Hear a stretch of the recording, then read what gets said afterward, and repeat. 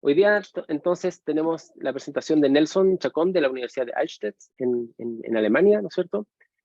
Con el trabajo de la historia natural y la evolución, el rol de la naturaleza brasileña en la ciencia del siglo XIX. Así que queremos escuchar, ¿no es cierto?, tu trabajo y después vamos a darnos un tiempo para la discusión. Así que, bienvenido, Nelson. Bueno, muchas gracias. Como se ve en la presentación, el título es La historia natural y la evolución, el rol de la naturaleza brasileña en la ciencia del siglo XIX.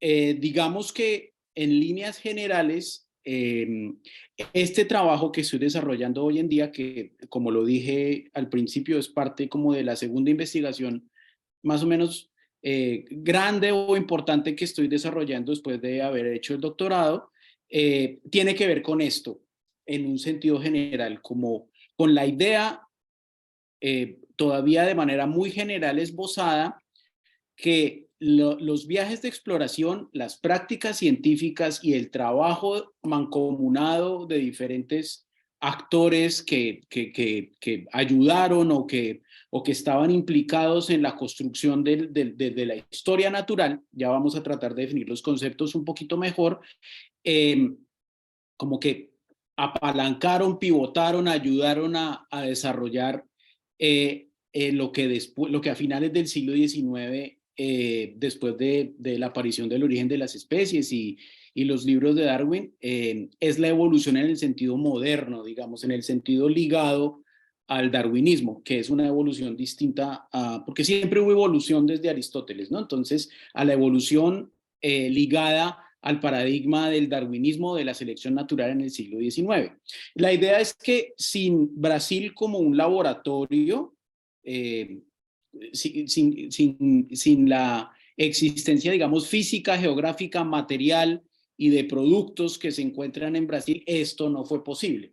Digamos, es la hipótesis que quiero defender y que he venido trabajando durante un tiempo en esta investigación. O sea, lo que va a pasar en el siglo XIX, a partir de, digamos, casi los últimos 30 años y a principios del siglo XX, que es la instalación de la selección natural o del evolucionismo en clave darwinista para entender la naturaleza, para entender la historia natural, no puede ser posible sin lo que se trabajó en Brasil.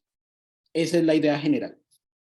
Y de manera general también, este proyecto trata también de mostrar con el ejemplo de Brasil, digamos, en una primera instancia, que el paso de la historia natural como, digamos, como disciplina, como paradigma que funciona para mí desde finales del 17 y durante todo el 18 y parte del 19, hacia la biología o hacia la biología evolucionista, tampoco puede ser posible ese paso de paradigma sin que se hayan desarrollado ciertos trabajos puntuales en Brasil. No estoy diciendo que Brasil haya sido exclusivamente el punto de que haya producido el cambio, pero sí fue una condición para que esto sucediera.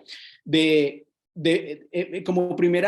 primera instancia se ve entonces una relación mucho más amplia que conecta la ciencia europea, digamos, hegemónica, eh, con pretensiones de universalidad mucho más consolidada del siglo XIX, necesariamente ligada con lo que se ha conocido, digamos, hasta hace muy poco tiempo como la periferia, ¿no?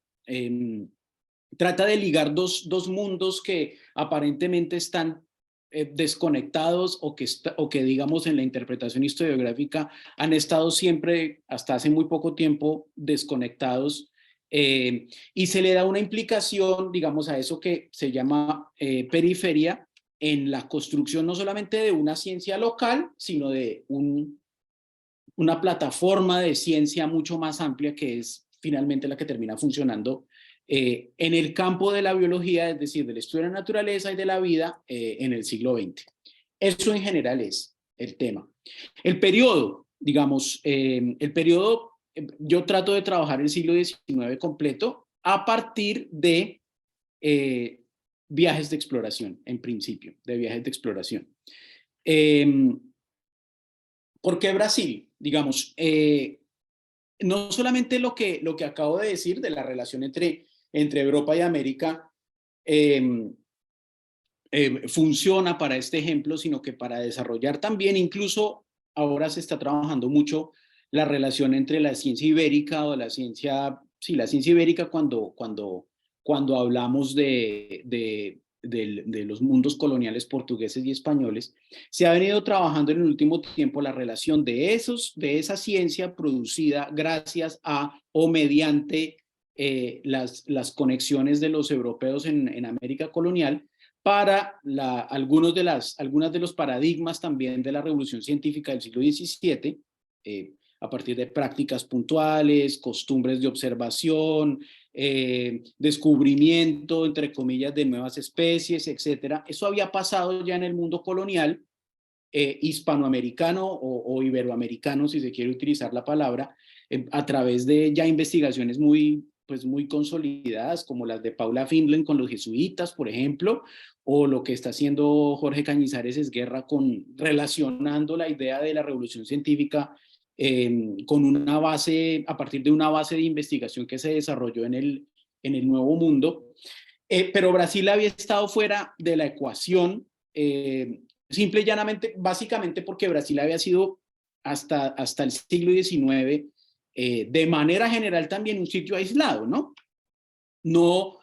Las conexiones entre Europa y Brasil se basaban más que todo entre las relaciones entre los portugueses y lo que era la colonia brasileña, y no había existido una costumbre de visitar la región para hacer investigaciones, como si había pasado de manera mucho más amplia en el mundo colonial hispanoamericano, con expediciones que van desde 1500, la primera grande de Francisco Hernández en México, que es la que saca a la luz en Europa las especies mexicanas y los alimentos nuevos y estas cosas, hasta la de 1735 de la hispano-francesa para medir el arco meridional de la Tierra, ¿no? De Jorge Juan Antonio de Ulloa, la Condamine, Luis Godán.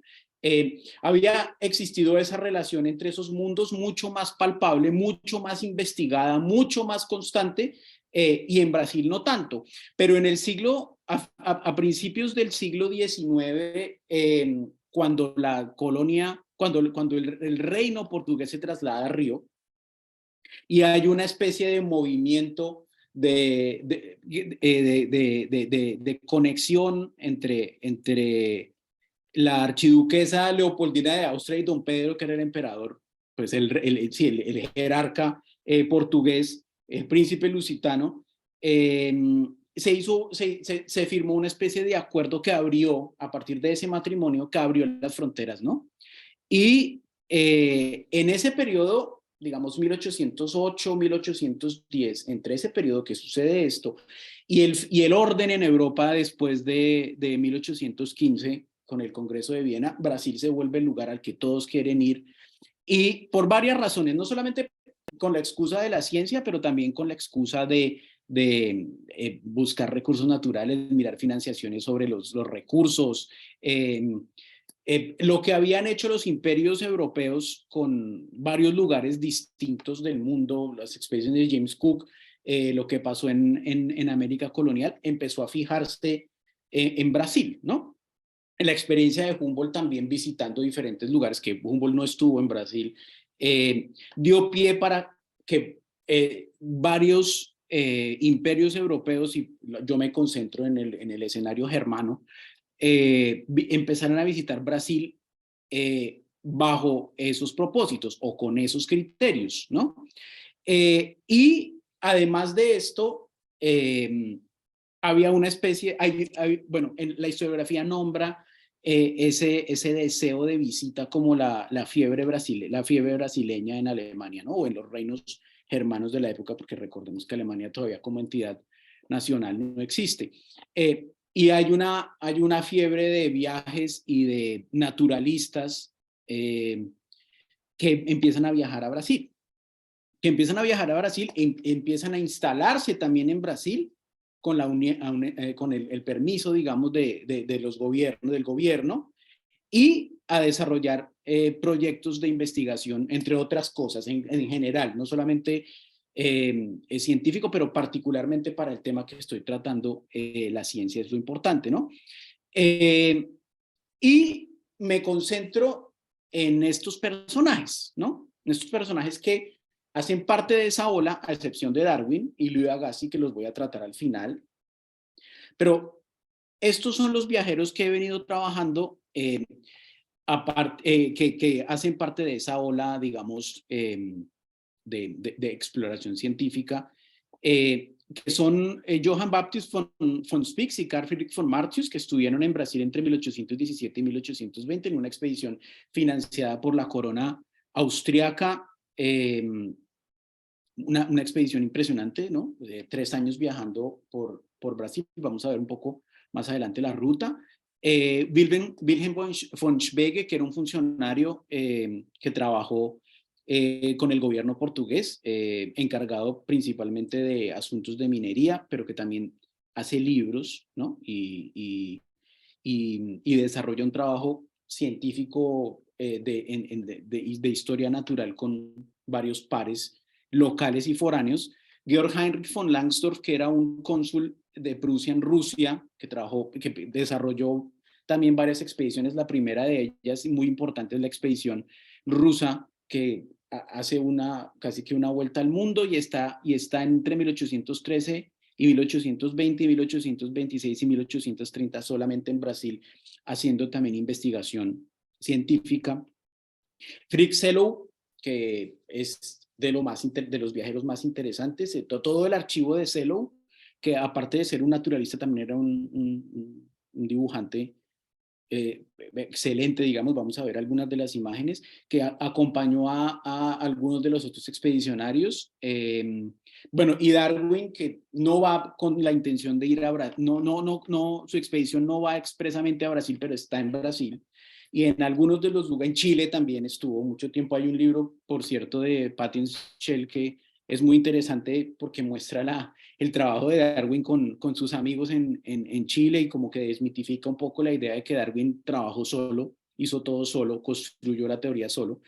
Y Louis Agassiz, que es un personaje muy particular, que lo voy a dejar para el final, que va muchísimo más tarde a Brasil con un propósito muy particular, que es, a partir de prácticas científicas que habían servido para construir directa o indirectamente a la teoría de la evolución, negar la teoría de la evolución. Va a los mismos lugares, no a ayudar a comprobarla, sino a ayudar a negarla. Pero bueno, ya vamos a verlo un poquito de manera más concreta más adelante. Estos son los viajeros, estos son los propósitos, ese es el contexto político.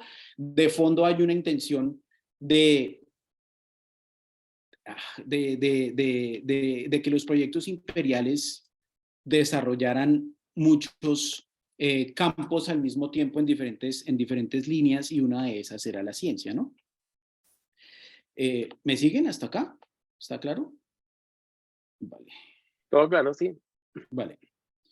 Bueno, digamos que cómo entrarle al tema, ¿no? O sea, digamos, porque cuando uno habla de estas cosas, hay muchos elementos para recoger, muchas categorías para analizar, y las fuentes, que voy a nombrarlas de manera general, las fuentes son los textos producidos durante y después de la expedición,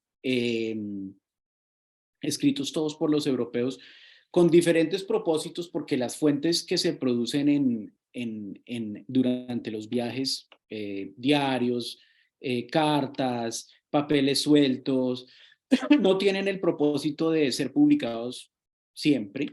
Entonces revelan algo de lo que los naturalistas hacen digamos, construyen en una especie de intimidad que funciona como producción científica, pero que no está destinada a ser publicada. Eso reviste un tipo de análisis particular. Y otro tipo de análisis particular, las fuentes las tienen cuando están publicadas. Las fuentes publicadas en general son Reiseberichte, son diarios e informes de viaje que tienen una estructura preestablecida por los financiadores, por los príncipes o por las entidades académicas En este caso son la Academia de Ciencias de Baviera o la Academia de Ciencias de Viena o los gobiernos, las entidades, los reinos, que obligan, casi que obligan a los viajeros a incluir en las tareas de viaje ciertos propósitos. Entonces los libros finales, los libros producidos con la intención de ser publicados como producto final de los viajes, tienen otro tipo de construcción, digamos, ¿qué palabra utilizar? Otra finalidad que es ver que todo funcionó muy bien, ¿no? Hacer funcionó muy bien y que la mayoría de las expediciones pasan sin sobresaltos. Y que, digamos, si uno lee los diarios de viaje y lee de un explorador y los compara con el producto final, con el libro que se produce a partir de ese viaje, son dos cosas que están relacionadas, pero que se presentan de manera distinta. Se evaden las imperfecciones, se ocultan las personas que ayudaron, por ejemplo, a capturar los animales, a hacer descripciones sobre las plantas. Desaparecen ciertos actores en esos libros finales que en las fuentes que se desarrollan durante el viaje pueden ser percibidas. Entonces, para mí lo importante es entrar a la temática tanto de un libro tanto de un tipo de fuentes como de otros a partir de las prácticas. ¿Y qué son las prácticas? Es una palabra muy amplia, pero yo diría que las prácticas en este caso de los viajes de exploración son todas aquellas actividades que sirven para obtener información sobre lo que se quiere, sobre lo que se quiere tener.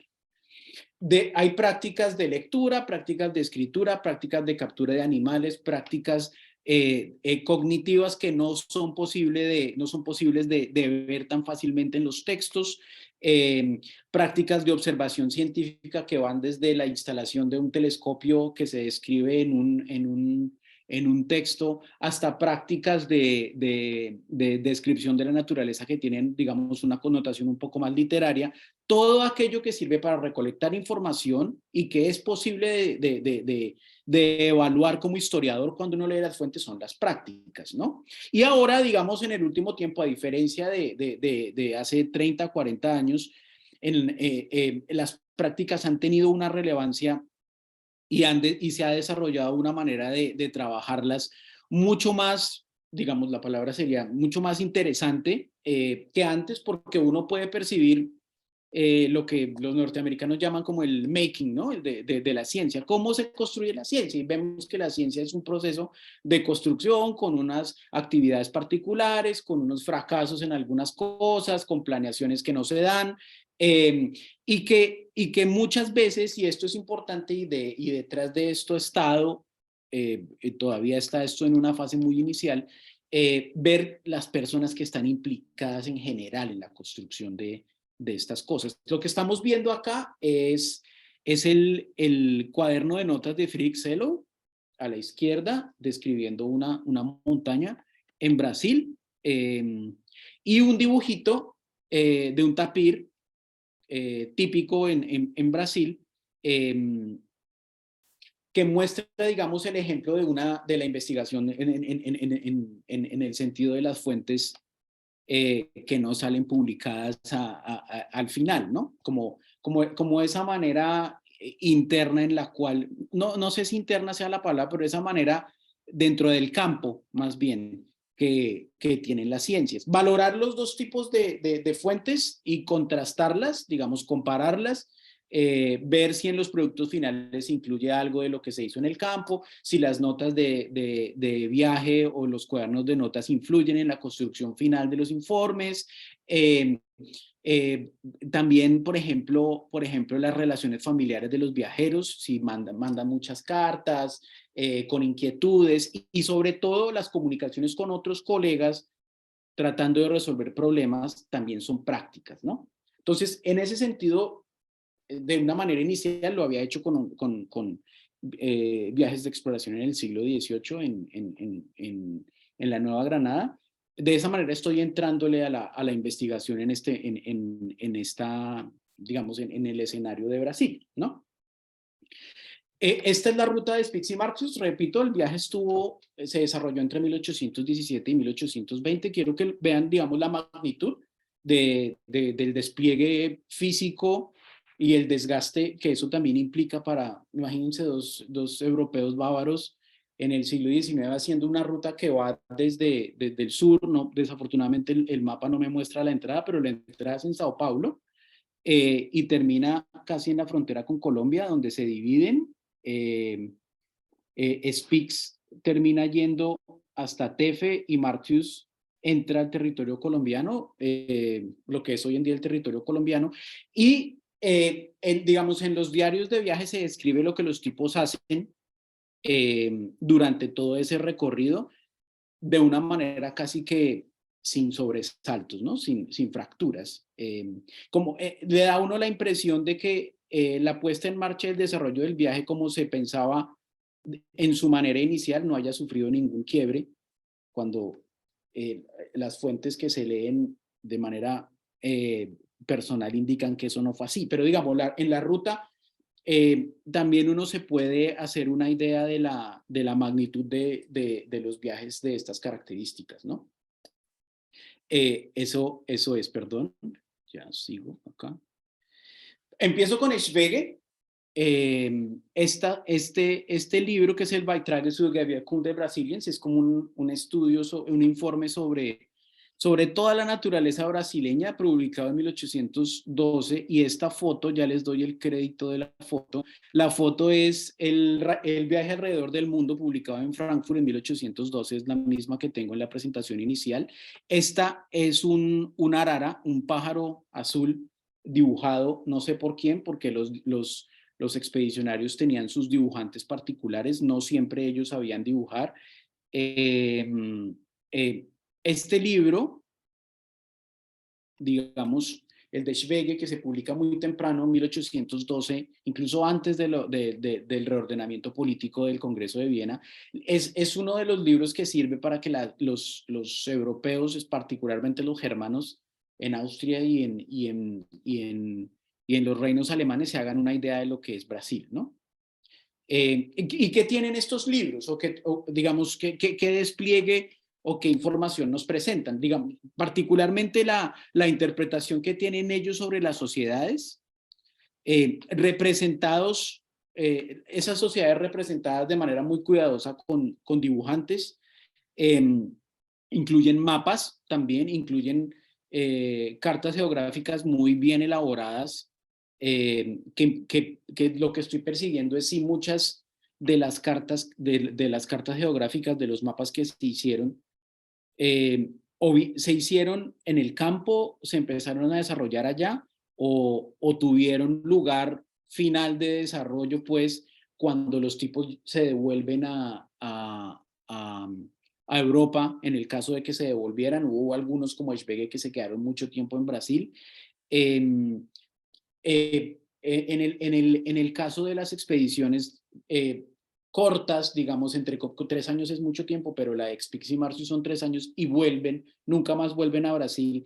Mi pregunta también de fondo es por si lo que se presenta en el libro tiene un origen de elaboración en el lugar completamente, o hay unas segundas y terceras manos tanto en Brasil como en Europa que les ayudan a desarrollar estas cosas. Porque, repito, lo que aparece en los productos finales en los libros es como si ellos hubieran hecho todo. Muchas veces para los dibujantes no hay créditos, ¿no? Muchas veces para los cartógrafos y geógrafos que hacen los mapas no hay crédito. Entonces la obra queda cerrada como si el nombre de Schwege o Langsdorff o Spix o Martius construyera todo el contenido del texto, ¿no? Y detrás de mirar la historia de esas elaboraciones también uno se puede dar cuenta de cómo en realidad es que trabajan los naturalistas en el campo. Digamos, es el primer libro importante en el sentido en que abre un camino, ¿no? Lo leen muchos de los que van después a Brasil. Aquí hay un ejemplo, perdón, de Friedrich Sellow. Friedrich Sellow es un naturalista. El archivo de los dibujos y de las anotaciones y todo, digamos, de todo el material que quedó del viaje de Sellow, repito, entre 1814 y 1817, en Brasil, está en Berlín, está en el Naturkundemuseum, en el Museo de Historia Natural, y Selo tiene la particularidad de que va con un dibujante. Este dibujante, Adriana Metone, es muy relevante, digamos, en la época, pero el mismo Selo es un naturalista que hace los dibujos, y eso es bastante importante, ¿no? Y define un tipo de práctica particular, ¿no? Entonces, no es necesario para este señor que mirar una especie, estoy también detrás de los procesos de captura de los animales, que es lo que está más difícil de percibir, pero Selu es un dibujante per se, ¿no? Es un dibujante en sí. Y al mismo tiempo es un naturalista, entonces tiene la ventaja, es como si, no sé, es como si Darwin mismo tuviera el gran talento de hacer dibujos, pues digamos, a mi modo de ver, con esta calidad, ¿no?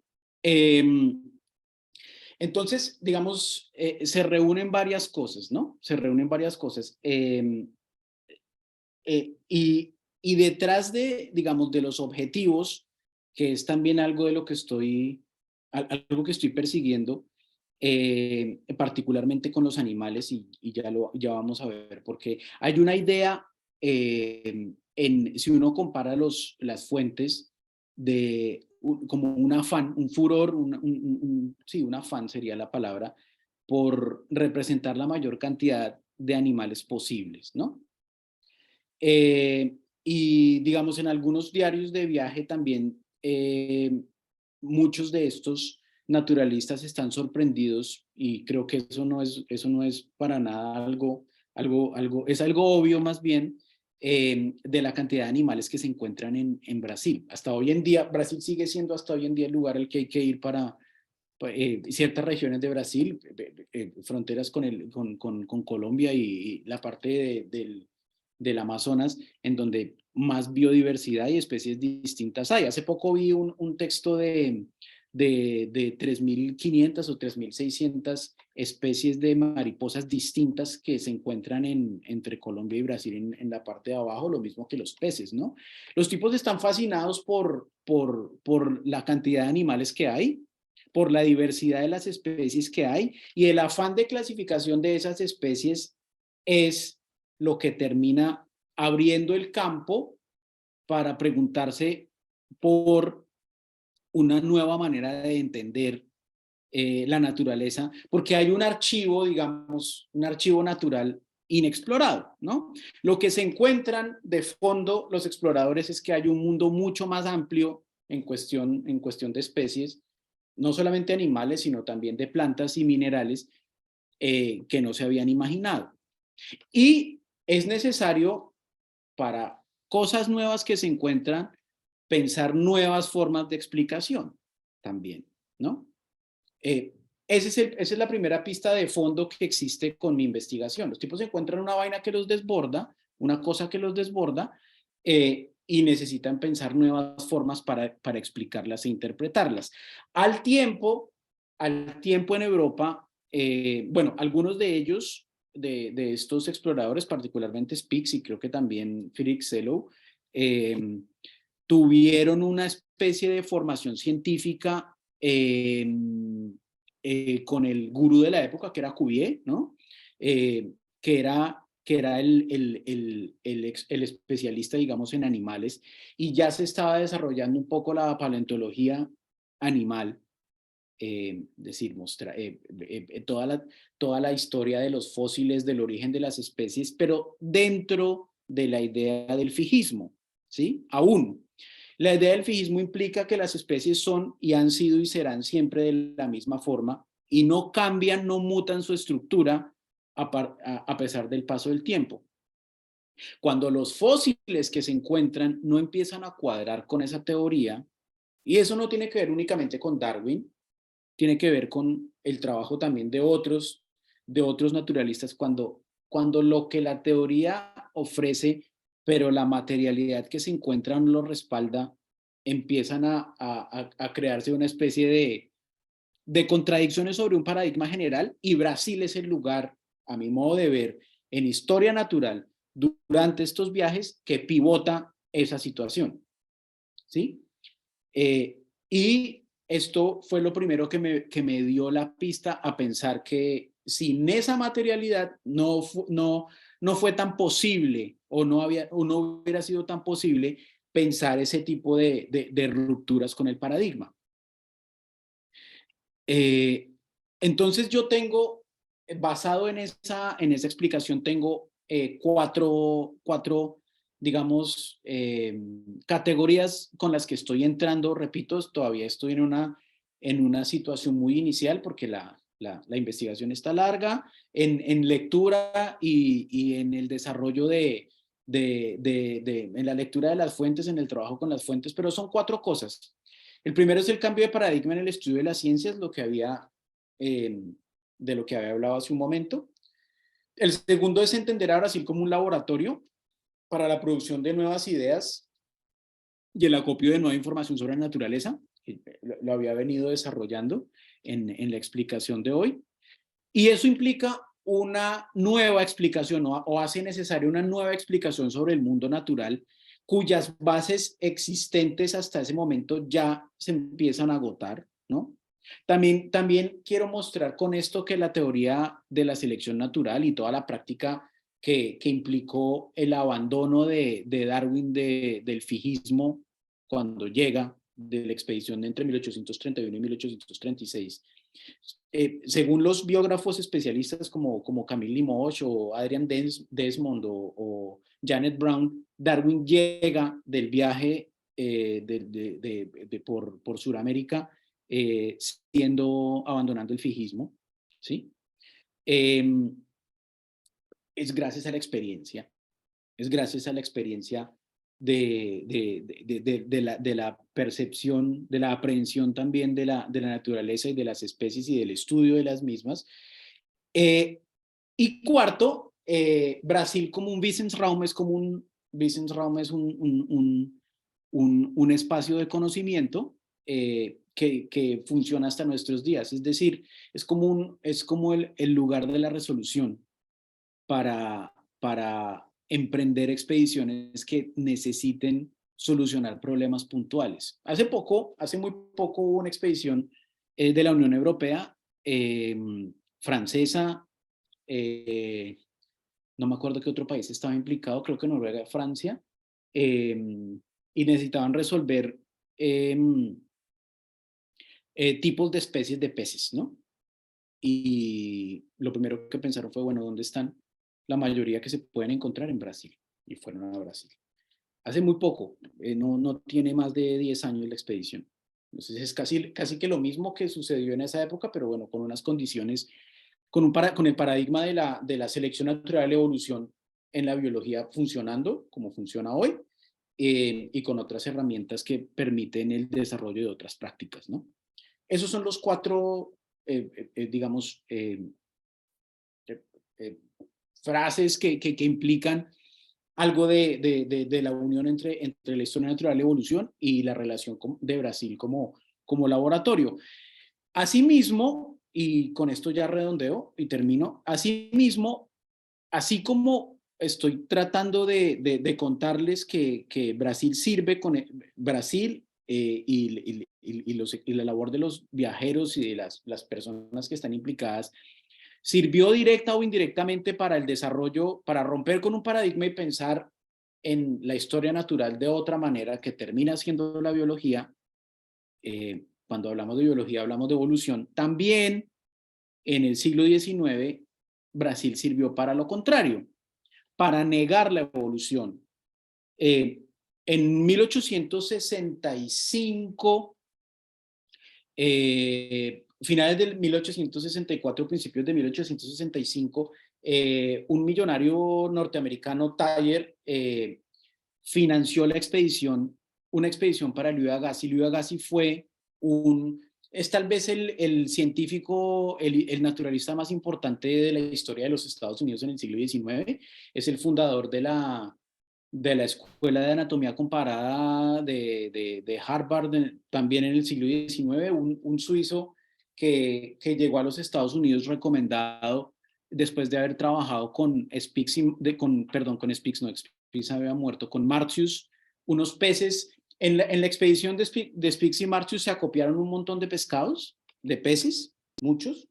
El que era zoólogo era Spix, mayor que Martius, y murió. Spix murió en 1826, creo, 3 años después de la llegada, 6 años después de la llegada de la expedición. Y Martius, que era mucho más botánico que zoólogo, no sabía cómo organizar o qué hacer con los peces, ¿no?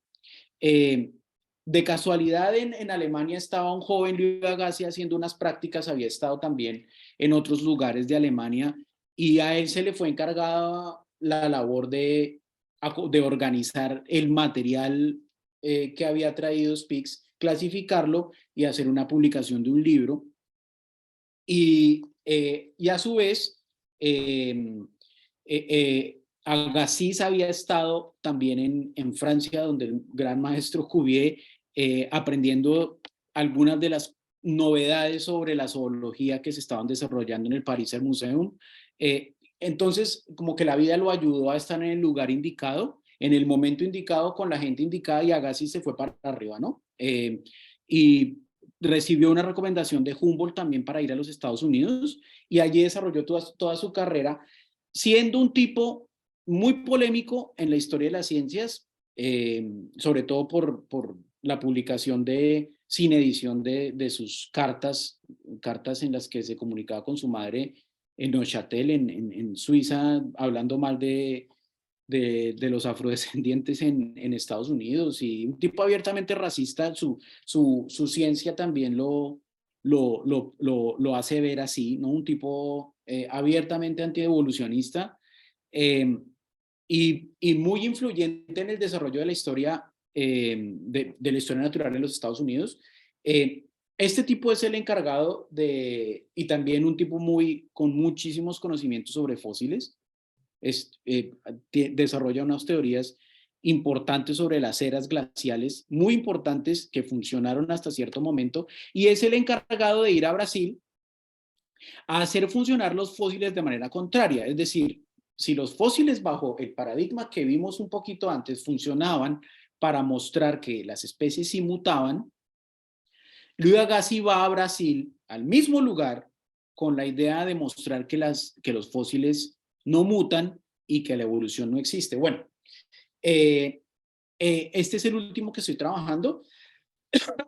Es sobre el cual tengo mucha más información por haberlo trabajado un tiempo antes, pero todavía no lo he podido conectar digamos, al corpus general de las fuentes que tengo con los otros. Esto que estamos viendo es la reproducción. La foto es el libro de peces de Brasil, que son las acuarelas dibujadas en ese viaje por Jacques Burckhardt, un dibujante que acompañó a Agassiz en el viaje y hacía casi que 15, 20 dibujos diarios, ¿no?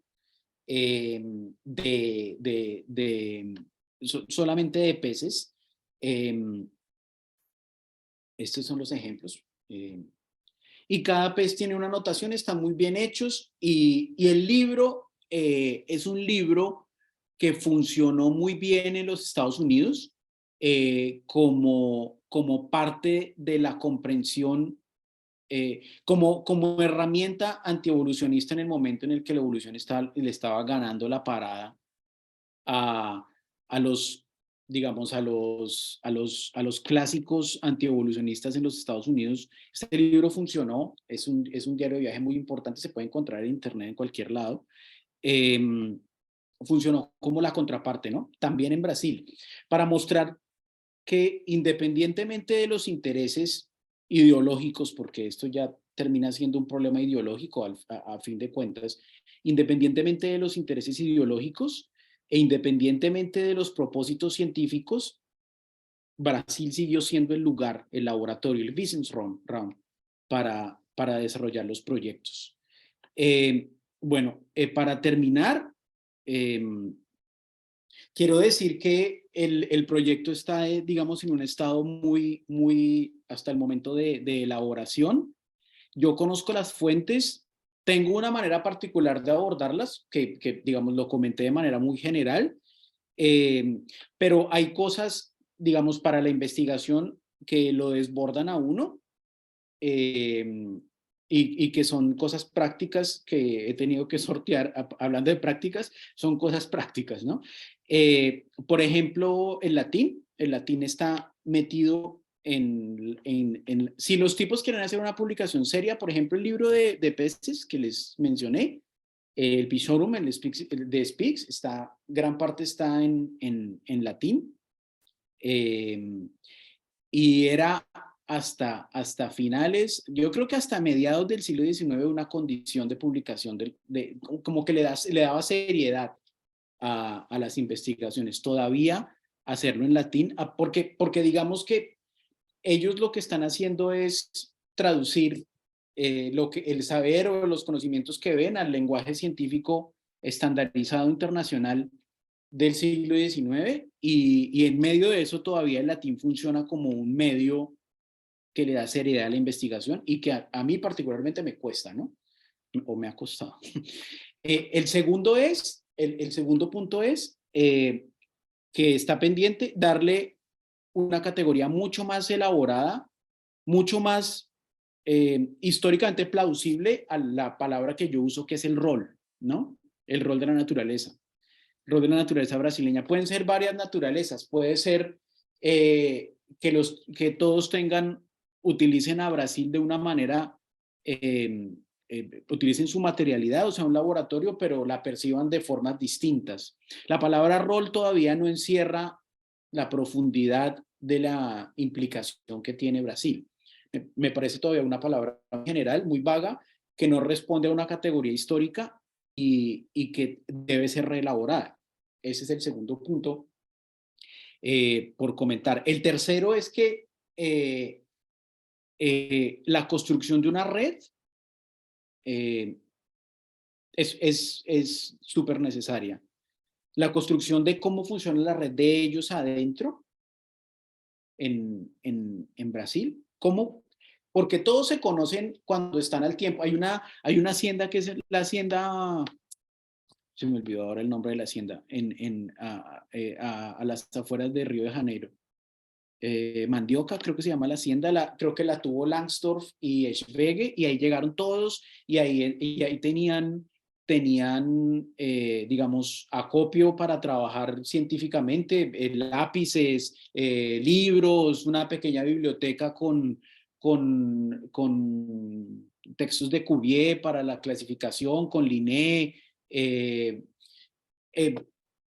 pero digamos, la profundidad de la red, y no solamente la red entre ellos, porque la red entre ellos es más fácil de hacerle seguimiento a través de las cartas. Se envían cartas no solamente entre ellos allá adentro, sino para afuera, para Europa, y también la red. Hay unos sostenes de esa red que son las academias de ciencias, pero también la red con la gente adentro en Brasil, ¿no? Que ese es el otro problema que estoy persiguiendo, ¿no?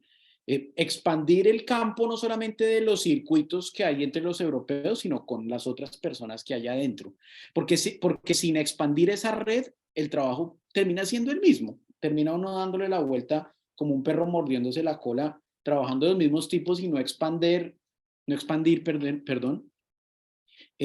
digamos, los tentáculos de la red, que ellos mismos con intención muchas veces trataron de hacer invisible, ¿no? Y el último punto es que, y lo había nombrado durante la exposición, me interesa mucho saber quiénes trabajan las cosas de los libros, ¿no? Es imposible que un naturalista de estos haga los mapas, capture los animales, haga las acuarelas, desarrolle las mediciones, redacte el texto, haga las correcciones finales. Es imposible. Hay una red también dentro de la elaboración de los productos finales, es decir, de los informes finales, de la producción científica que se va a presentar en las academias y en el escenario autorizado. Hay otra red, ¿no? Hay otra red. Bueno, creo que hasta ahí. Esto es lo que estoy trabajando. Esta es la exposición de mi trabajo en unas líneas muy generales, y Y bueno, y agradezco la atención de ustedes un viernes a esta hora. Y bueno, estoy abierto a escuchar las preguntas y muchas gracias por la oportunidad. Bien, Nelson, entonces, bueno, hasta el momento que pasamos a discutir y yo quería destacar un par de cosas eh, y también algunas preguntas. Algunas cosas ya las hemos conversado antes entre nosotros, digamos, pero a propósito de tu presentación también han surgido algunas ideas nuevas también, ¿no? Primero quiero destacar algo que me parece bien interesante, ya que tenemos también en el público estudiantes que están comenzando, que tú pones muy bien que el trabajo sobre la producción científica no termina en la propia producción que nosotros conocemos, que son los libros publicados, Sí, los relatos de Beach, los Pfizer, los etcétera, ¿no? Entonces, lo interesante es que tú tratas de mirar esta vinculación entre todo el material, notas de viaje, cartas, apuntes, digamos, que es previo al propio, la propia redacción del texto final que se publica, ¿no es cierto? Y que también ocurre en el momento mismo que se están haciendo las expediciones. Entonces, mirar ese espacio, digamos, que tipo la tour, ¿no es cierto? Esa caja negra que no podemos ver, donde efectivamente aparecen todas estas conexiones, digamos, que tú que quieres establecer, con lo que demuestra también, o parte del punto, digamos, de que el conocimiento es digamos, es algo que surge en la interacción de todos estos fenómenos que son sociales, desde el cazador, pasando por el ilustrador, por sí, digamos, por quien hace las mediciones, por quien instala, en el caso de lo que estudiamos nosotros en astronomía, quien calibra los instrumentos, quien los instala, quien los repara, en fin, todo eso en conjunto que lamentablemente no podemos ver porque seguimos anclados en la idea de que la ciencia es la producción científica o los papers, diríamos hoy día, o en este caso los relatos de los propios naturalistas. Entonces, eso es lo primero. Ahora, eso trae muchas dificultades, evidentemente, ¿no es cierto? Primero, hacer entender a las personas que eso también es parte de la generación de un conocimiento, que es parte de cómo se configura esto que tú estudias a partir de lo que llaman las prácticas para conseguir información. Las prácticas científicas en términos naturales también, ¿no es cierto?, nos habla de estas vinculaciones, ¿no es cierto?, de los financistas, en fin, de todos estos fenómenos que están ocurriendo. Entonces, eso lo quería destacar porque es importante, algo que nosotros hemos tratado de inculcar, perdón, en nuestros estudiantes y nuestras estudiantes, que la generación de conocimiento es algo mucho más complejo de lo que miramos, simplemente la punta del iceberg y no vemos el témpano completo, digamos, que está debajo del mar, digamos, por así decirlo. Eh, los viernes como que las metáforas no me salen muy bien, pero bueno, creo que los días de semana tampoco, pero bueno. Y lo otro, una pregunta. ujú, Ya, me parece, lo hemos conversado, ¿no es cierto?, interesante esto del Wissensraum, ¿no es cierto?, del espacio de conocimiento que puede ser pensado como una especie de laboratorio. Nosotros tenemos acá en Chile, desde hace unos años, esta noción que los científicos naturalistas utilizan mucho, los científicos naturales, de Chile como un laboratorio natural para la sí, astronomía, un laboratorio natural para estudiar el cambio climático, ¿no es cierto?, etcétera. Que tiene una particularidad interesante que hace que Chile participe dentro de los circuitos de la red de conocimientos, es evidente, ¿no? Pero lamentablemente también tiene un sesgo que yo sé que tú lo sabes, pero quiero que lo destaquemos para que lo podamos pensar. Que tiene el sesgo, ¿no es cierto?, de que nosotros seguimos siendo el objeto del conocimiento y seguimos siendo pasivos dentro de la generación de conocimiento, donde la parte activa evidentemente está en Europa. ¿Sí? Entonces, mi pregunta es, ¿cómo podemos utilizar un concepto como Wissensraum, un espacio de conocimiento o un laboratorio de conocimiento que no reproduzca lo que tú mismo has dicho al final, ¿no es cierto? Mordernos la cola una vez más, seguir dando vueltas en círculo. La idea de que sí. el conocimiento empiece y termine en Europa, por un lado. Eso es una pregunta. Y la otra pregunta es, ¿cómo, lo que yo he estado insistiendo hace hartos años, pero no me han resultado mucho, cómo tratar de encontrar el espacio local? Ujú, ¿Dónde podemos mirar entre líneas para encontrar que no solamente es alguien que caza, no solamente alguien que carga, digamos, los instrumentos, no solamente alguien que les dice dónde establecer los sitios de campaña, digamos, de campamento, etcétera, que sería el espacio local, sino también eh, el propio conocimiento de dónde están las plantas, cómo son los sí, animales, y también alguna otra idea. Lo que Page, ¿no es cierto?, estudió con la sociabilidad de Darwin, ¿no es cierto?, es a nivel de las élites, que me parece muy interesante, pero también hay que mirar más abajo, por así decirlo. Sí. Entonces, es un gran desafío que tenemos nosotros en la propia historiografía, porque como lo hemos conversado, Nelson, y ahí estuvimos con Felipe, ¿no es cierto?, hace un tiempo, ¿no es cierto?, hace unas semanas atrás, hablando de esto en Washington, ¿no es cierto?, si no lo hacemos nosotros o nosotras, nadie más lo va a hacer, porque para los europeos les va a parecer natural dar vuelta en este mismo círculo, digamos. No es nada malo, digamos, porque no lo pueden ver de otra Sí, forma, creo yo. Entonces mi pregunta es, ¿cómo podemos tomar estos conceptos como business home, como espacio de conocimiento, sin volver a decir que somos solamente un laboratorio, digamos, un lugar de pasivo ya? Entonces me gustaría empezar con esa pregunta y después dejarle la palabra vale, al resto de las personas. Sí. perfecto, gracias. Sí, es una cosa que habíamos pensado y que yo creo que la respuesta se puede tratar como de pensar en dos perspectivas. La primera es una perspectiva metodológica, digamos. Yo había hablado hace poco con un amigo que está trabajando también este tipo de situación mucho más atrás. Digamos, historia natural. Bueno, historia natural es un concepto que es un poco anacrónico en ese momento, pero bueno, historia natural, ¿cómo empieza la historia natural a partir de los viajes de conquista ibéricos en América, ¿no? Y hablábamos, la misma pregunta que me haces tú es una cosa que, bueno, y de hecho lo pensamos en la conferencia allá en Estados Unidos, ¿no? Y él me decía, hay que darle la vuelta al acercamiento metodológico. Es decir, que la base estructural de lo que se apropia sea lo local.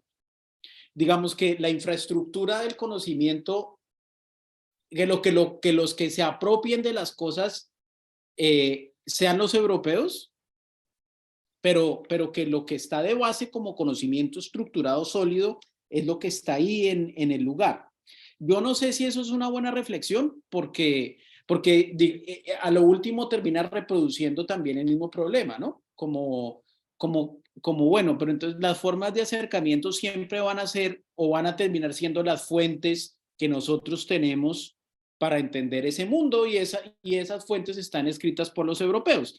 Entonces, ¿qué se hace frente a eso? Mirar en esas fuentes las cosas que tienen que ver con el trabajo mancomunado, si podemos encontrarlo, y con un trabajo mancomunado que no concentre la atención de la ciencia en las cosas. Creo que Carlos lo había dicho incluso en Estados Unidos, que no concentre las cosas en lo que entendemos nosotros tradicionalmente por la ciencia, la clasificación, por ejemplo, taxonómica, los trabajos que hacen con los libros de Linneo, digamos, no concentrarse tanto en la traducción, aunque es muy importante, en la traducción de las cosas, sino mirar qué otro tipo de prácticas también merecen el estatus de ser prácticas de conocimiento y no necesariamente fueron llevadas a cabo por ellos, ¿no? Y que no sean simplemente prácticas que implican ayudas secundarias, que eso es en lo que estamos cayendo muchas veces, ¿no? Entonces, digamos, si un esclavo cargó una bolsa, entonces eso ya es una contribución. No, tampoco, porque de fondo hay un problema mucho más grande en la investigación. Yo creo que uno lo que tiene que hacer es, digamos, si se habla, por ejemplo, de saberes indígenas, que está tan de moda hoy en día, entender qué son, entender de qué se tratan, entender de qué se tratan sin que se hagan subsidiarios o dependientes de un saber europeo, porque los saberes indígenas tienen su propia existencia, sus propios ritmos de conocimiento, sus propias vidas, pero para develar eso se tienen que hacer ejercicios heurísticos con las fuentes más profundos y ubicar el conocimiento en líneas iguales, ¿no? Porque digamos que de fondo el asunto, a mi manera de ver, es que seguimos, a pesar de que se trata como de, no sé si está bien o esté mal, para mí no es un problema trabajar a los científicos europeos, pero se trata siempre de de privilegiar de cierta manera lo que ellos hacen todavía como si fuera un saber superior a los otros, ¿no? Como si como si las acuarelas que acabo de pintar tuvieran un canon de autenticidad y de cientificidad más grande que otras cosas que se hacen allá.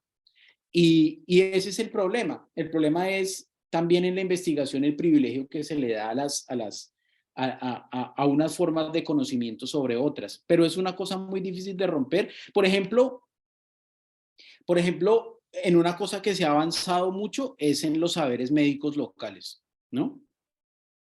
En esto se ha avanzado porque digamos, los expedicionarios todos enferman, todos se enfermaron, muchos se murieron, otros llegaron con enfermedades crónicas a Europa, y en las narraciones que hay de ellos mismos se muestran las fórmulas, se muestran los remedios y se muestran las ayudas que recibieron en diferentes puntos, desde Sao Paulo hasta la frontera con Colombia, de diferentes formas de acercarse a las plantas, de quienes se las proporcionaban. Y esos saberes así, si se hace un trabajo de fuentes que se acopie, se pueden mostrar,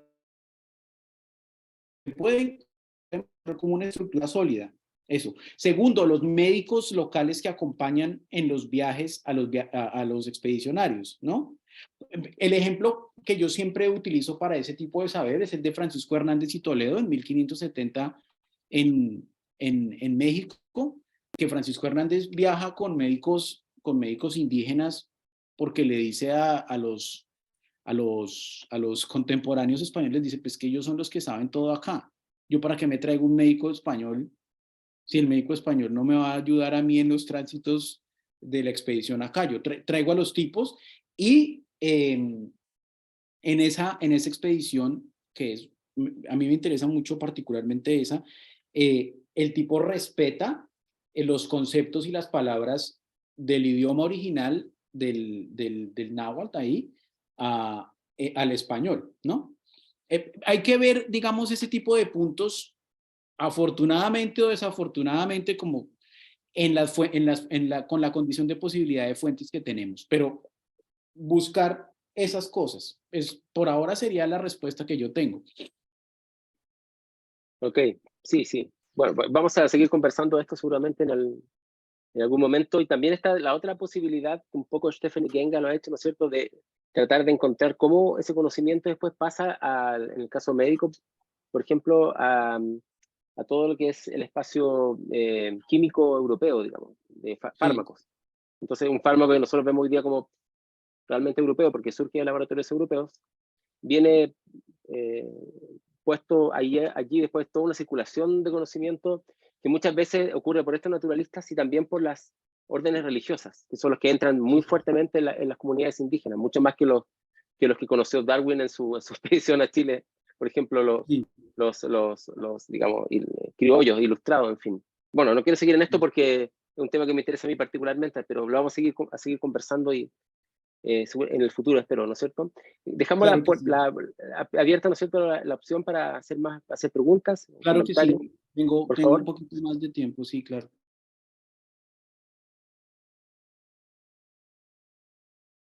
Solo prendan el micrófono y podemos... Hola. Cecilia, sí. O Carolina. Sí.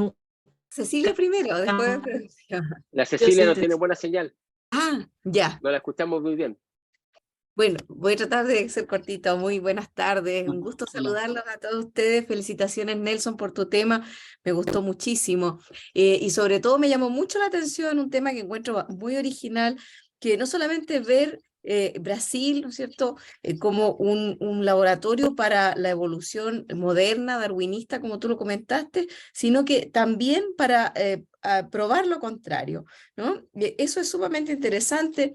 Me hizo pensar en un libro de Miquel Carandel que me estoy leyendo sobre taxidermia, que son los temas que ahora me ocupan, y que justamente hay instituciones, ya, incluso ya bien entrado el siglo XX, como la Institución Catalana de Historia Natural, que defiende todavía una postura católica frente al darwinismo, y creo que es sumamente interesante como investigar e indagar más esos aspectos. No sé hacia dónde vas a llevar tu investigación, te vas a adentrar también en estas temáticas. Eso quería conocer. Gracias. Vale, sí, digamos que mi interés, digamos, general es ver a Brasil de esa manera, ¿no? Como el laboratorio, repito, la palabra rol está muy floja, pero bueno, pero ver no solamente que lo que pasa ahí fue el caldo de cultivo para que pivotó, digamos, el cambio de historia natural a evolución, que digamos que creo que puede ser probado, sino que también sirve para lo contrario, porque el escenario natural es tan grande, tan rico, proporciona tantas fuentes, es plausible de ser investigado bajo diferentes parámetros, que lo que hace es funcionar la historia natural y la biología en general, más que para un propósito puntual, la hace funcionar en general, que es lo que he venido pensando pues en el último tiempo, la hace funcionar como el lugar al que hay que ir para desarrollar los proyectos. Eso es, y la expedición Taller, por ejemplo, la de Agassiz, que digamos que fue muy famosa en el siglo XIX en Estados Unidos, muy importante, muy famosa, súper financiada, y tiene también tiene muchos datos curiosos, ¿no? Es la primera expedición, en todas las expediciones científicas siempre hay unas descripciones de los pobladores, de los indígenas, bueno, con todos los prejuicios y toda la carga cultural europea de la época. La particularidad es que, por ejemplo, María Agassiz, la esposa, hace fotos de ellos, ¿no?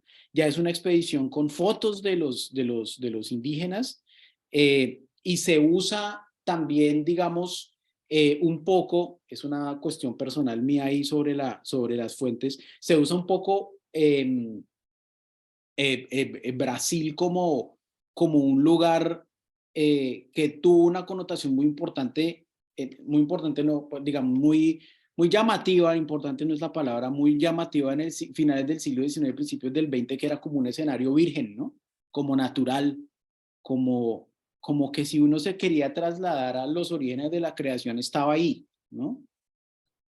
Hay muchas connotaciones que traen consigo los viajes, aparte de los propósitos iniciales que tienen los investigadores. Pero sí, digamos, mi idea es que hasta ahora, digamos, los lugares en donde se desarrollan las expediciones, independientemente de ser Brasil u otro, tienen un lugar secundario, y esto va en concordancia con lo que decía Carlos, porque siempre pensamos que la ciencia europea, digamos, tiene como una base y va primero, y resulta que sin los lugares no se puede desarrollar nada. Resulta que sin el laboratorio físico no se puede hacer nada. Resulta que si no tienen los fósiles para hacer las comparaciones no se puede hacer nada. No lo pueden desarrollar en Europa, no hay la infraestructura natural, geográfica, física para eso, no la hay. Sin Brasil no se puede. Ahora, repito, una vez más, hay que darle una categoría mucho más elaborada a esa necesidad de ir al territorio, porque hay que restarle a esa connotación ese elemento de pasividad que implica, ¿no? Y en eso estoy, ¿no? Digamos, ese es el punto en el que estoy trabajando hasta hoy en día. No sé si respondí la pregunta. Gracias. Bueno. Bueno, y están también el otro elemento, antes de seguir, que a Cecilia se escucha, que tiene que ver con los museos de historia natural, que la propia Carolina trabaja también, digamos, que también Sí. son parte de todas estas redes donde miran los objetos y donde están hasta hoy día, digamos. Podemos seguir la huella hasta hoy día, nosotros los hemos encontrado por ahí, ¿no es cierto? Cecilia Ibarra, ¿tienes buena señal? A ver si te escuchamos.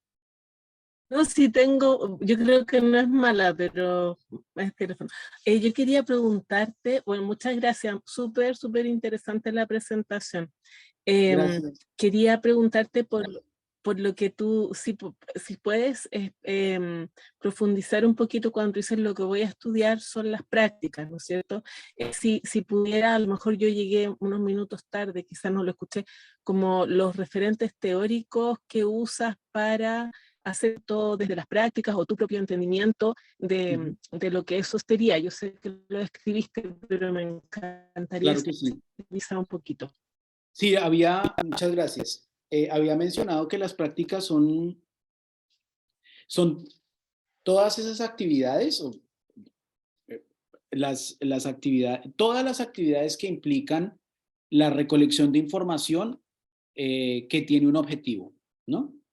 O sea, lectura, escritura, captura de animales, reproducción pictográfica de plantas y especies, todo lo que es necesario, todas las actividades o las agencias que se desarrollan activas en las expediciones que tienen como fin o recolectar información o cumplir con un trabajo. Esto lo he sacado de varios, bueno, de varias lecturas de textos. Puedo recomendar algunas cosas. Julia Karina Böttcher es muy importante en prácticas. Ella trabaja esto para el siglo XVIII. Algunas cosas de Lauren Daston con el libro de observación científica también me han servido. Por ejemplo, conversaciones no tan sofisticadas con los grandes genios, sino con amigos también. Me han servido para entender que simplemente el know-how, ¿no? Como el saber hacer que implique solucionar problemas, son las prácticas. Digamos, el punto es ver cómo esas prácticas, ver dos cosas o tres cosas, ver cómo esas prácticas pueden ser percibidas en los textos, en los libros, en las fuentes que nos llegan hasta hoy en día, ver cómo esas prácticas se ejecutan, y ver cuál es la red de actores que está implicada en esas prácticas. Esas tres cosas hasta ahora tengo, ¿no? Y la red de actores, repito, no solamente es la relación entre los mismos europeos en el lugar, sino ampliar la red hacia un espacio mucho más amplio que incluye tanto diferentes tipos de personas como diferentes regiones y actores en Brasil. Eso es más o menos en general. No sé si Gracias. respondí la pregunta. Sí, muchas gracias. Bueno. Sí, el propio Jürgen Rehn tiene también una conferencia donde habla de la definición de conocimiento como solución de problemas.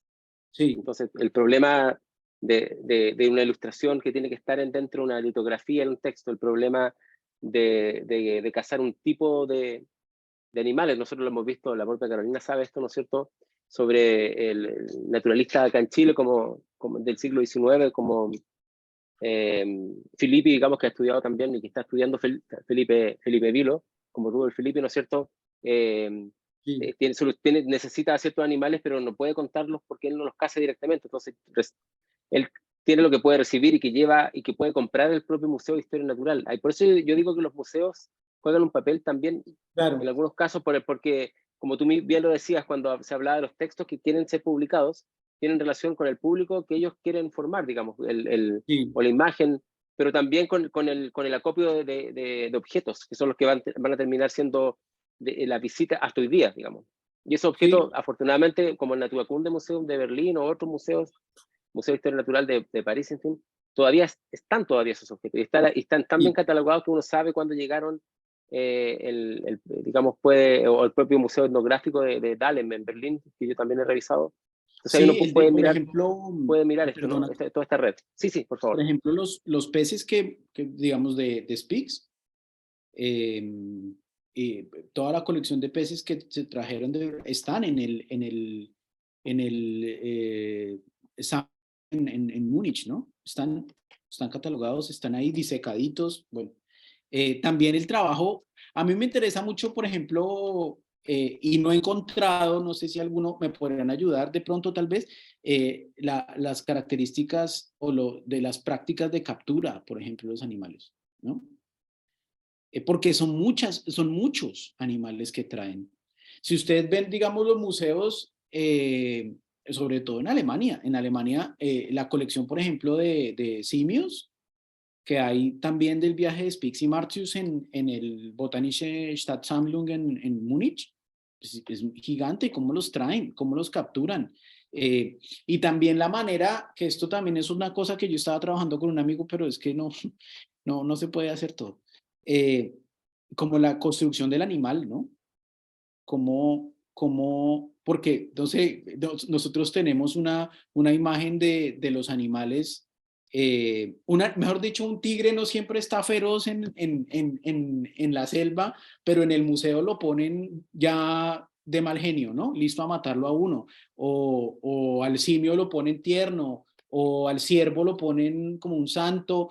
Y yo leí unas cosas de la construcción de los animales en los museos en el siglo XIX en un seminario que tuve aquí, de cómo había que darle identidad también a los animales, ¿no? Sí, eso también, la gente como Carolina puede hablar mejor de eso, de que trabaja taxidermia, pero también todo el montaje, digamos, en el propio museo, ¿no es cierto? Cuando aparecen como si fueran familias, hay toda una Sí, antropomorfización o sí, humanización de los roles de la familia, que no aparecen en la comilla naturaleza. Sí, eso es otro circuito más de esta red, ¿no? De claro. conocimiento. Y también, por ejemplo, yo creo que ese yo no sé, esa forma de volverlos seres humanos también tiene que ver mucho con la captura, ¿no? Y con un paradigma del siglo XIX, una forma de ver el mundo. Por eso que, bueno, hay un libro muy interesante de Donna Haraway que Sí, justamente habla sobre taxidermia, pero viendo esta perspectiva, ¿cierto? Patriarcal, de el macho dominante, las representaciones, en vez de, ¿no es cierto?, otro tipo de representaciones posibles, como hoy en día que se están haciendo exposiciones, por ejemplo, de animales dormidos, que organizó hace poco el mismo Museo de Historia Natural de París, o animales en la noche, en su vida sí, cotidiana, y no como en este antiguo paradigma de familia. Por sí, ejemplo, en Madrid se organizó uno de una familia como de lobitos, y claro, aparecían muy tiernos, taxidermizados muy lindo, porque se trataba como de preservar la especie y sí, claro. de generar empatía con el espectador. Entonces, claro que sirve a diversos propósitos también la taxidermia. Y sobre la cosa de la caza, tengo por ahí algunas fuentes que con mucho gusto puedo compartir. Bueno, Son, súper. son de una, no sé, a uno lo conmueve mucho, porque son crudas, son súper Sí. crudas. Sí, Sobre todo, es que de sí. fondo, digamos, y repito, y creo que eso lo había hablado con Carlos incluso en Eichstätt una vez, uno ve, cuando uno agarra el libro final, el diario, perdón, el diario no, el informe final, todo es una belleza, ¿no? Los animales fueron vistos en tal lugar y clasificamos estas plantas de esta manera, el viaje fue pacífico, o sea, es una locura, y digamos, la reproducción de esa idea sobre la ciencia también, valga la redundancia, reproduce una imagen casi que perfecta de los viajeros, ¿no? Como si la realización de los proyectos, y bueno, nosotros que trabajamos en realización de proyectos, sabemos que los proyectos son difíciles de realizar y que implican un montón de trabajo, pero y yo creo que los trabajos de nosotros o las tesis de nosotros también tienden a hacer eso, ¿no? Como que se ve la introducción muy bien, el desarrollo del trabajo, pero estos tipos estuvieron en selvas y en lugares hostiles con temperaturas a las cuales no estaban acostumbrados, y se ve casi perfecto el comportamiento, ¿no? Entonces, eso también me llama la atención y en eso he tratado también de trabajar con Thomas Fisher, que Carlos lo conoce, pero es muy difícil también, digamos, muchas veces tratar de expresar algo con sentido, porque las fuentes hay que saberlas interpretar o leer o estudiar con unos ojos muy diferentes muchas veces a los que uno ha estado acostumbrado, ¿no? Sí, Ahí, para ir terminando un término biológico, podríamos pensar en una suerte de ecosistema, porque está el museo, están los cazadores, está el texto final, están los financistas, y tratar de ahí de encontrar esta red que ya va más allá de lo que algunos estudiado ya hace algunos años, los propios naturalistas, sus cartas, su especie, digamos, irlo mirando un poco en esa perspectiva, claro, mucho más, más amplia, sí. Sí. Bueno, Felipe Vilo. ¿Sí? Disculpen que hable tan tarde. Gracias, Nelson, por tu presentación y un gusto escucharte otra vez. Tenía varias cosas, porque entiendo que este es un trabajo que está todavía en etapa inicial, lo Sí, cual es interesante porque nos permite saber hasta dónde podría llegar, hasta dónde no, porque claro, es inabarcable, especial cuando hablamos de temas de redes. Y entramos en un sí, tema muy, muy complejo, porque una cosa es la extensión de la red y después también está la profundidad, especialmente con los temas de los litógrafos y dibujantes. Sería interesante que pudieras entender la conexión que hay entre ambos, porque muchas veces hay dibujantes que no están en esas expediciones, pero que aún así dibujan animales que no saben cómo son. Esa relación es importante también. claro, es que eso sí. eh, Y eh, sí, dime. disculpa.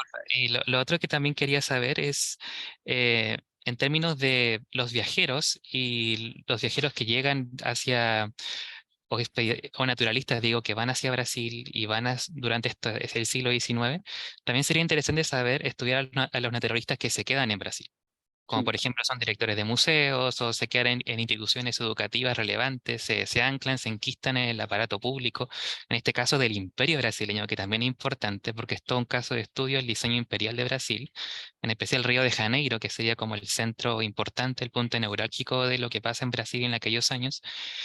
Y también como dato adicional, ya que estamos como tratando de enriquecer la bibliografía de Nelson, que creo que es muy relevante, eh, está el texto de Martha Few que se llama Century Animals, que es muy famoso, que va desde inicios, toma varios capítulos de estudio, desde la conquista hasta el siglo XX, y te muestra qué pasa con la apropiación, construcción de los animales desde el mundo indígena hasta el siglo XX. Y casos de estudios tremendos, y hay uno de Brasil que lo trabaja esta historiadora que es bien famosa, se llama Regina Duarte, sí, que es como la Ina Podgorny de Brasil. Yo siempre hago esa comparación, son muy parecidas las dos. Pero ella trabaja museos y también trabaja los sucesores de los naturalistas brasileños de Brasil en el siglo XX. Y hace toda la distinción de qué pasa con la discusión de la evolución en el siglo XX en Brasil, que claramente tiene que ver con lo que tú trabajas para el siglo XIX, pero ellos son como algo así los discípulos, lo que viene después. Y después uno logra entender esa conexión como terminologías como la raza cósmica, que van a ser muy importantes en 1930, la época de Getulio Vargas, pero que ya trazan todo un itinerario mucho anterior para el siglo XIX. Hay una serie de intelectuales como Leitao, Roque Pinto, creo que se llaman, en la entomología del Brasil, y así surgen varias disciplinas que surgen al alero de ese museo y también de las universidades brasileñas de final del XIX y principios del XX, que es cuando cae el imperio brasileño y surge la república. Es todo un tema ahí. Y creo que a lo mejor eso puede ayudar, así como también toda esta tipología de qué pasa con la vida después de la muerte de los animales, que es todo un tema de estudio. Está ahí, por ejemplo, Samuel Alberti, que trabaja mucho eso, o ha trabajado. También está Christopher Plum, que trabajaba en Manchester antes, y él hizo un texto de los museos victorianos del Reino Unido, y cómo los elefantes eran de zoológicos y después pasaron a museos. Es como una segunda vida que se la apropian. Es todo como un itinerario que pasa con los animales, y como bien Donald Haraway dice al final, no son los animales, sino cómo los animales se proyectan en nosotros. Es como ese claro. lenguaje que se establece ahí, que es más o menos lo que te puede quizá enriquecer más, y ojalá esto tenga forma, porque de verdad me interesa mucho lo que piensas hacer. Bueno, muchas gracias. No sé qué responderte porque eh, más bien me aportaste, fue un montón de datos buenos a más bien una pregunta, pero digamos los naturalistas que se quedan, sí, digamos, bueno, el que presenté en Washington es uno, pero es mucho, tiene otra, ya es un darwinista, ¿me entiendes? Ya es un tipo que está montado sobre el camión de la evolución, es un defensor, ¿no? Es como el Huxley de Darwin, pero allá en Florianópolis, ¿no? Pero digamos, los que se quedan, que son más que todo como Schwege y Langsdorff, que estuvieron mucho tiempo y se quedan, se integran digamos, al círculo, no tanto de las academias, porque el desarrollo de las academias es un poquito posterior, o sea, 1800, hasta 1850 está muy, digamos, en una fase inicial todo el desarrollo de estos tipos, porque digamos es muy, también sigue siendo también muy reciente la llegada, pero la inserción de de alemanes va a ser posterior para quedarse a dirigir museos, a ser directores de academias o a trabajar en puestos de universidades, va a ser un poco más adelante. Estos van y vienen mucho. Estos van y vienen mucho porque de manera inicial y tal vez el propósito primario es llevar especies y hacerlas circular en Europa como trabajo primario, como trabajo inicial. Ir a Brasil solamente como en una especie de sentido inicial de exploración y no tanto como de afincarse para desarrollar proyectos allá adentro. Lo que mostró Lorena, por ejemplo, Lorena Jauregui en Estados Unidos, es ya una parte posterior del desarrollo cuando los museos están pensados, cuando las academias están desarrolladas y cuando la necesidad de ese tránsito que hay de los alemanes de volver para que lo que se llevaron sirva en Múnich o sirva en Hamburg o sirva en Berlín o sirva en Viena, ya no, ya no es el problema. Yo trabajo precisamente esa primera parte, ¿no? Esa primera parte. Pero lo que te digo, todavía me siento como dando pasos ciegos un poco en un montón de cosas porque conozco muy bien un par de expediciones que las he trabajado, pero trabajar el campo más amplio me resulta todavía una situación complicada, ¿no? Pero bueno, es eso. Muchas gracias, entonces vamos a ir cerrando. Primero vamos a detener la grabación, ¿sí?